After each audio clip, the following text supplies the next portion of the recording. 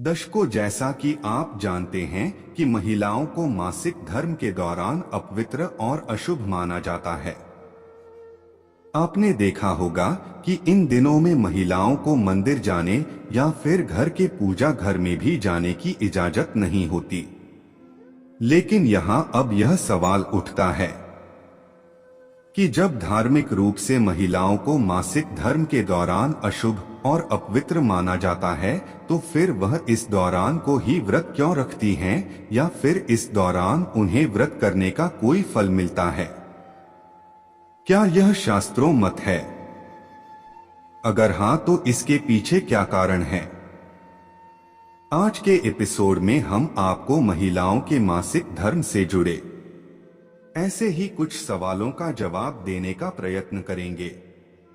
दोस्तों, इन सवालों का जवाब देने से पहले आपको यह बता दूं कि भागवत पुराण के अनुसार मासिक धर्म के दौरान महिलाएं ब्रह्म हत्या जैसे पाप को झेल रही होती हैं।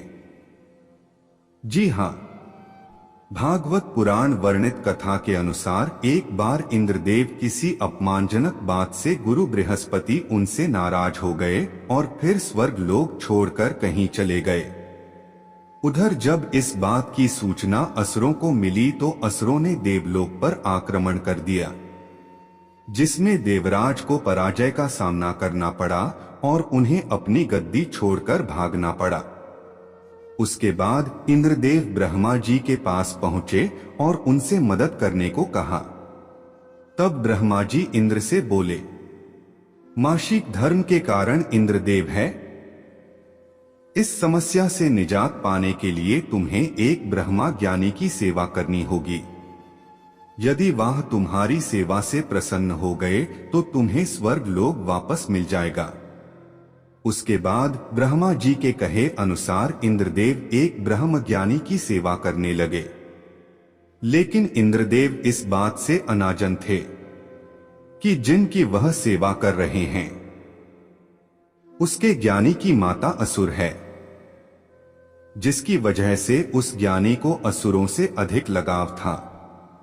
असुरों से लगाव की वजह से वो ब्रह्मा ज्ञानी इंद्रदेव की सारी हवन सामग्री देवताओं की बजाय अस्त्रों को अर्पित कर देते थे।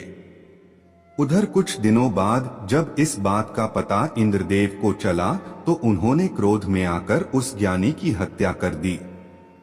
फिर उन्हें ये ज्ञात हुआ कि उन्होंने ब्रह्म हत्या कर बहुत बड़ा अधर्म कर दिया है, तो वह एक फूल में छिपकर भगवान विष्णु की पूजा करने लगे।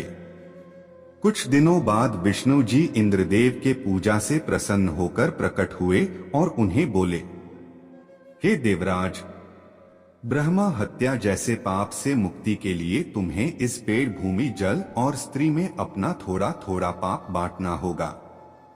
इंद्रदेव ने पेड़ को क्या दिया? साथ में सभी को एक एक वरदान भी देना होगा। उसके बाद इंद्रदेव सबसे पहले पेड़ से अपने पाप का अंश लेने का अनुरोध किया, तो पेड़ ने पाप का 1/4 हिस्सा ले लिया। जिसके बाद इंद्रदेव जी पेड़ को वरदान दिया कि मरने के बाद तुम चाहो तो स्वयं ही अपने आप को जीवित कर सकते हो। इंद्रदेव धरती को क्या दिया? उसके बाद इंद्रदेव की वृद्धि करने पर जल ने पाप का कुछ हिस्सा अपने सर ले लिया। बदले में इंद्रदेव ने उसे अन्य वस्तुओं को पवित्र करने की शक्ति प्रदान की। इसी तरह भूमि ने भी इंद्रदेव के पाप का कुछ अंश स्वीकार कर लिया, जिसके बदले इंद्रदेव अपनी भूमि को वरदान दिया कि उस पर आई चोटें अपने आप भर जाएगी। मासिक धर्म का सजा औरत क्यों भोगती है?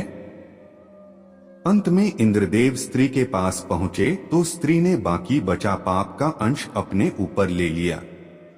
इसके बदले इंद्रदेव ने स्त्रियों को वरदान दिया कि पुरुषों की तुलना में महिलाएं काम का आनंद ज्यादा ले पाएंगी, और ऐसा माना जाता है कि तभी महिलाएं मासिक धर्म के रूप में ब्रह्मा हत्या का पाप झेल रही है। तो मित्रों, जैसा कि आपने कथा में देखा कि जब इंद्रदेव ब्रह्म हत्या के पाप को झेल रहे थे तो उन्होंने फूल में छिपकर विष्णु जी की आराधना की थी, परंतु उस समय ना तो उनके सामने कोई भी विष्णु की प्रतिमा थी और ना ही वह किसी मंदिर में थे। ठीक इसी तरह महिलाएं भी मासिक धर्म के दौरान व्रत तो कर सकती है, लेकिन मंदिर नहीं जा सकती और ना ही किसी मूर्ति की पूजा कर सकती है।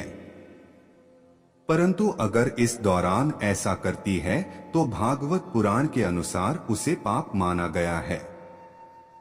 यानी मासिक धर्म के दौरान अगर कोई स्त्री मंदिर चली जाती है या फिर किसी देव की प्रतिमा को पूजती है तो वह पाप के भागीदार मानी जाती है, जिसकी सजा उसे इसी जन्म में भुगतना पड़ती है।